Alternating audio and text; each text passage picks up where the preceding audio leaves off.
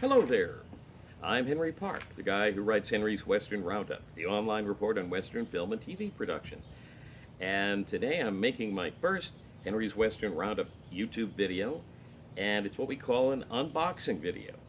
So for those of you who are not familiar with this genre of so-called entertainment, it does not refer to not boxing in that traditional sense.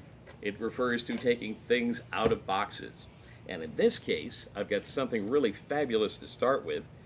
I'm going to be unboxing the brand new 20-season set, the entire run of Gunsmoke, which has just been put out by Paramount and CBS in this gorgeous package. Look at that thing. Look at this. Let me bring it closer to the camera so you can see the whole thing.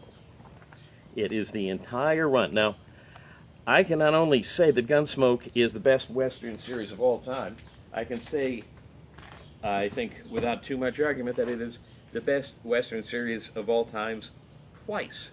First, because it was the best radio series ever, and after that, because it was the best television series ever.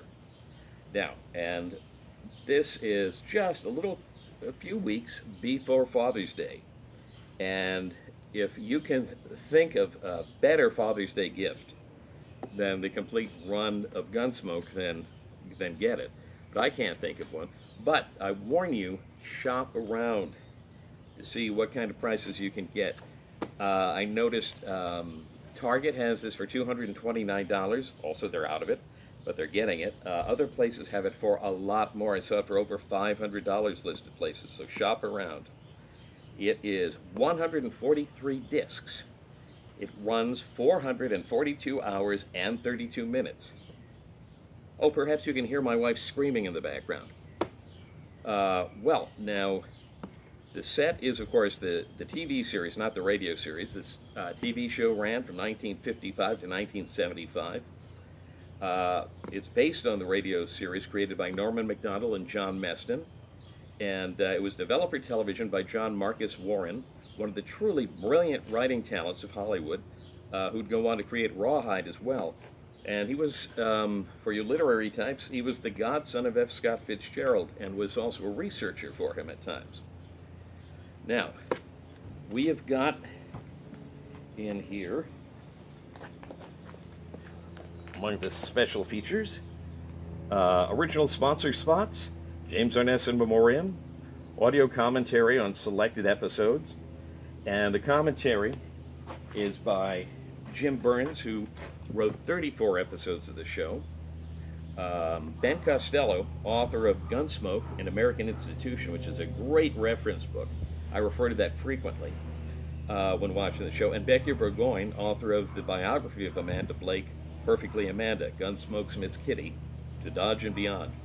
I haven't read that. I've heard great things about it, and I thought, oh gee, I'll just pick one up on Amazon before I do this video. Yeah, lowest price was $127. So if you find one for less, I'd say grab it. Well, let's see what we've got. Let's see if I can do this without cutting myself open with a utility knife on camera.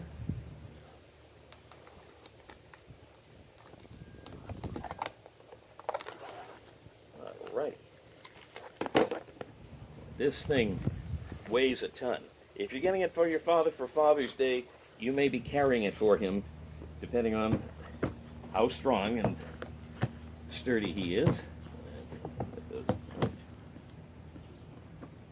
There, I'll just point out on the back here, there's Burt Reynolds. A lot of folks forget that Burt Reynolds had his first big hit starring on Gunsmoke. Can't remember what season he came in on, but I'll find out. I'll let you know. So, what have we got here? We've got, at this end, seasons 16 through 20, 13 through 15, 10 through 12, 8 through 6, 5 through 7, and of course 1 through 4. Now, Gunsmoke started in black and white, and it was a half-hour series. It ran that way for 6 seasons, and almost all of the shows from that period were adaptations of radio episodes. So it's interesting because they had hundreds and hundreds of plots to choose from, which is one of the reasons the show is so well written. After 6 seasons, they went to an hour, still black and white. A few seasons after that, they went to color. As time went on, Jim Arness wanted to do less and less on-camera stuff, so he's in every episode. But he suggested, and they decided to shift the show so that it featured more of Chester, and then Festus, and of course Miss Kitty and Doc, and all the peripheral characters as time went on, which is one of the reasons that it worked so well. The characters were all so well written that you were as happy watching an episode about Doc as you were about Marshall Dillon. Now, I'm actually doing this video. Well, I've got a dog who's upset that somebody's come to the door. Well, we're just going to ignore them. Let's take a look at what it looks like in the first volume here, the first 4 seasons.